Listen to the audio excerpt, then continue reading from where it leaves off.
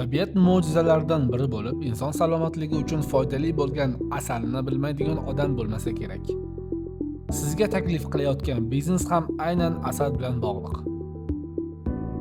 Ushbu uskuna asalni bir martalik qoshiqqa premium ko'rinishda qadoqlaydi.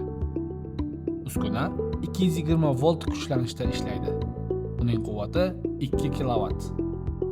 Uskuna soatiga 700 dan 2100 qadoqqacha qadoqlash tezligida ishlaydi. Keling endi to'g'ridan-to'g'ri ushbu kichik biznes jarayoni haqida gaplashamiz. Biz biznes boshlashimiz uchun soatiga 1000 dona qoshiqqa asal qadoqlash uskunasini tanlaymiz. Har bir qoshiqqa 10 grammdan asalni qadoqlaymiz. Biz bir oy davomida 26 kun ishlaymiz.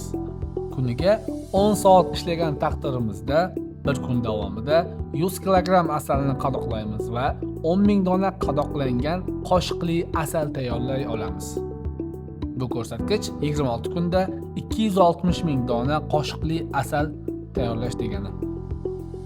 Umumiy hisob-kitoblarga qaraganda har bir qoshiqli asalning tannarxi bizga 1552 so'mdan tushadi. Biz har bir qoshiqli asalni ulgurji bahoda 1800 so'mdan sotamiz.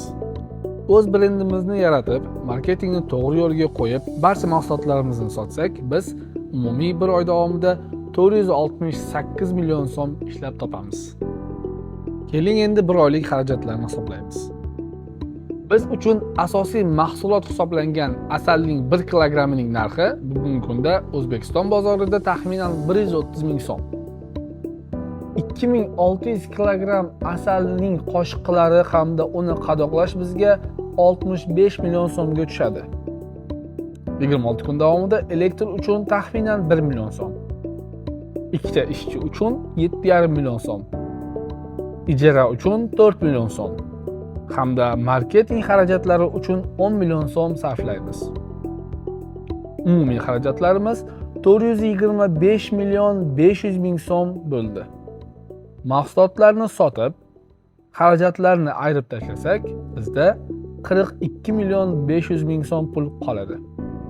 42 million 500 ming so'm puldan biz daromad solig'i, ya'ni 6 million 375 ming so'mni ayirib tashlasak, bizda sof foyda 36 million 125 ming so'm.